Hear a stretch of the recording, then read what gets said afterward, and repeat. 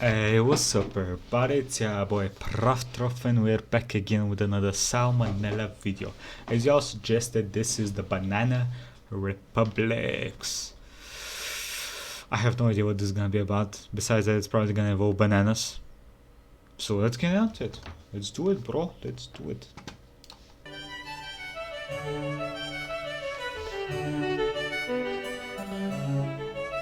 Hey kids, do you like fashionable, high-quality apparel at an affordable price? Well, too bad, because that's not what we're talking about today. I'm gonna learn you all a thing or two about the real banana republics. Our story begins during the turn of the 20th century in Central and South America. Agriculture's kind of a big deal right now. You've got a ton of little plantations all over the place growing bananas, sugar, pineapples, that kind of thing. And they're doing alright for themselves, no big deal. But then refrigeration happened, and it changed everything. Because now produce could be kept fresh for way longer in transit, meaning the fruit companies could suddenly open up their business to the international market, their biggest new trade partner being the United States. This massive opportunity gave rise to three main companies, known as the United Fruit Company, Coyamel Fruit Company, and the Vaccaro Bros. By growing, shipping, and selling fruit, these three firms made just obscene amounts of money, a lot of which went towards buying out smaller family-owned farms and plantations. This allowed them to make even obscener amounts of money, until eventually the only competition that remained was each other. And then shit got real.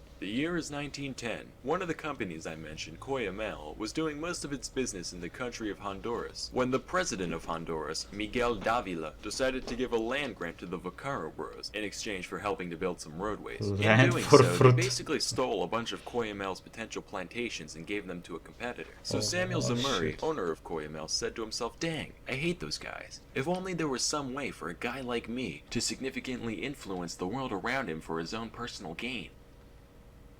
Wait a minute. So he used a portion of his McDuck-esque fortune to hire a mercenary army, which he gave to one of his friends, former Honduran President Manuel Bonilla. And together, they overthrew the entire fucking government of Honduras.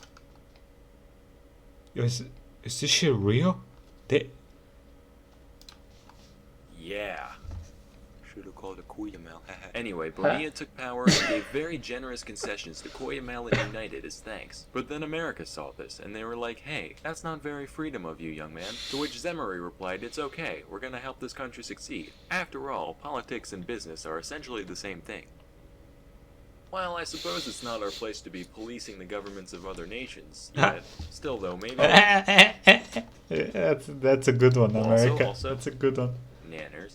Alright, I'm sold, do what you want. So with their interests secured, the businesses continued to thrive and expand. But since they got cut so many breaks by the government, very little of their commerce actually ended up benefiting Honduras as a whole. In fact, the national debt of Honduras got so bad that the government ended up not being able to perform a lot of its functions. So in response, the three fruit companies stepped in and said, "No worries, we got this," and decided to basically build the nation's infrastructure for them, including roads, railways, shipping lines, telegraphs, telephone lines, radio towers. They even switched the whole country off to the US dollar. Keep in mind, this wasn't out of the goodness of their hearts. It was mostly just to make their own businesses function more efficiently. But it was helpful either way. Anyway, now, not only did they have total power over their plantations, but also a monopoly over nearly every major industry in the country. Many other Central American nations soon followed this pattern, creating a corrupt sort of symbiosis whereby the fruit companies get huge tax breaks and land grants in exchange for a modernized infrastructure and payoffs to the rich minority. And so, the banana republics were born. Sounds like a pretty sweet gig, right? And it was. For the upper 5% of the populations who happen to hold some direct share in the plantations or shipping lines. For your average Jose, though, life mostly consisted of working on land that wasn't even theirs in exchange for dirt-poor wages.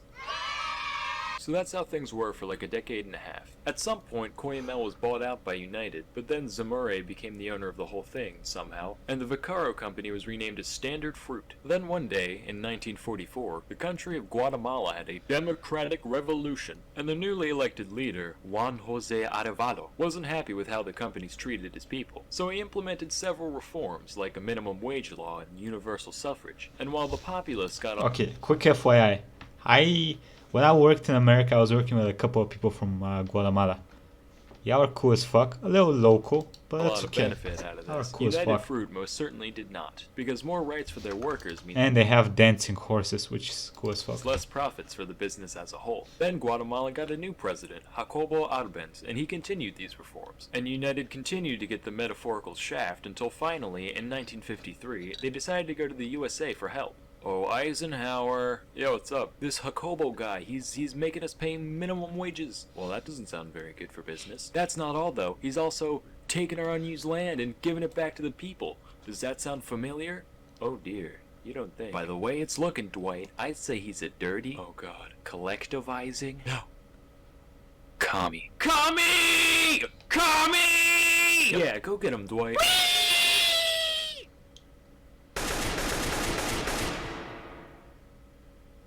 Holy shit, you actually did it. World Star! And from that point onward, Guatemala was ruled by a series of US-backed dictatorships, all the way up until 1996. This kind of situation happened in several other places and times as well, almost always driven by some combination of red fear and yellow love. I won't give any more details for the sake of time, but that doesn't mean they weren't big deals. So you might be wondering, where did these companies go? Surely the Clan of Banana Shenanigans can't still be around today. Well, that's where you're wrong. They're still in operation, just under different names. Standard Fruit changed their name in 1991 to become none other than Dole Food Company. You know, when I was a kid, I used to play a lot of Super Monkey Ball, and I used to wonder, what kind of cruel tyrant would just stick an ape in a ball for their own amusement? Well, now I know. Those bastards. As for United, one day in 1976, their CEO decided he couldn't take the heat anymore, so he jumped out the fucking window. That's a real thing, look it up. Then some other guy bought the company and renamed it to, drumroll please, Chiquita Banana. That's right, ladies and gentlemen. The face you once knew as an innocent, fun-loving dancer/fruit merchant is actually a ruthless tyrant who overthrows democracies and undermines basic human rights for her own profit.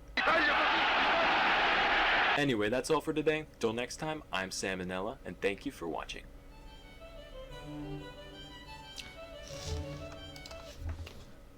Wow.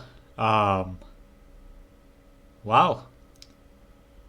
Jesus, I did not expect you to turn that raw that quick.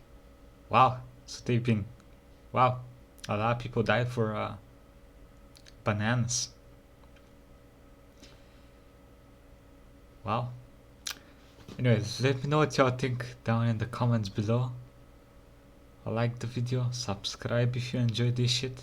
There's gonna be a lot more coming. I'll see you next time, everybody. Have a nice fucking day.